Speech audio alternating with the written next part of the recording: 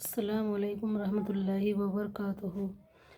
اس گناہ سے بچنے کا طریقہ یہ ہے کہ اللہ تعالیٰ نے ہم سب کو 2 ہاتھ عطا فرمائے ہیں، لہٰذا نلکے پر وضو کرتے وقت یہ ضروری ہے کہ ہم ایک ہاتھ پانی لینے کے لیے استعمال کریں اور دوسرے ہاتھ اول سے آخر تک نلکا کھولنے اور بند کرنے کے لیے مخصوص کر دیں۔ ایک ہاتھ میں پانی لیں اور دوسرے ہاتھ سے نلکا بند کریں۔ پھر نلکا بند کرنے کے بعد چاہیں تو دوسرا ہاتھ بھی دھونے میں استعمال کر لیں۔ سارے اعضاء کو دھوتے وقت یہ عمل کریں، اس لیے کہ وضو دھونے کے لیے بے تحاشا پانی بہانا کوئی ضروری نہیں ہے۔ سرانجام دھونے کے لیے کم از کم اتنی مقدار پانی کی کافی ہے کہ ہر عضو کو دھونے کے بعد اس سے 3-4 پانی کے قطرے ٹپک جائیں۔ یہ دھونے کی کم سے کم حد ہے۔ مسح کرنے اور دھونے میں یہی فرق ہے کہ مسح کے اندر پانی نہیں ٹپکتا۔ گیلا ہاتھ پھیر دینے کو مسح کہتے ہیں اور دھونا اس کو کہتے ہیں کہ دھونے کے بعد پانی کے چند قطرے ٹپک جائیں۔ لہٰذا ایک چلو پانی جو ہم ایک ہاتھ میں لیتے ہیں اور وہ پانی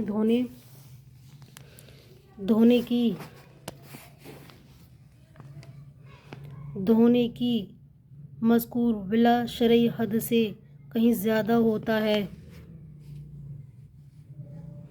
اور اس پانی سے وضو کے پانی کی مصنون مقدار پوری طرح سے حاصل ہو جاتی ہے، لہٰذا کوئی شخص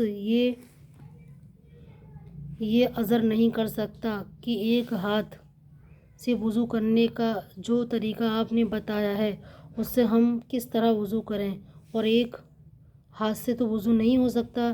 حقیقت میں یہ ہمارے نفس کا دھوکہ ہے، ورنہ ایک ہاتھ میں جتنا پانی آتا ہے شریعت کے مطابق مصنون طریقے پر وضو کرنے کے لیے بالکل کافی ہے۔ توجہ اور دھیان کی ضرورت ہے، بس اس لیے کہ توجہ کی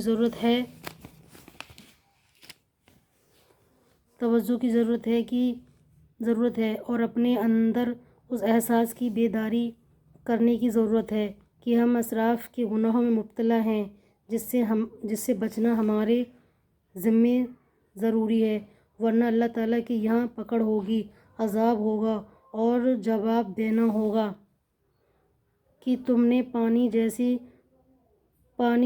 غیر انقدر نعمت میں یہ گناہ کیوں کیا۔ اگر یہ ڈر اور خوف ہمارے دلوں میں آ جائے تو پھر صرف ایک ہی نماز کے وضو میں یہ گناہ چھوٹ سکتا ہے۔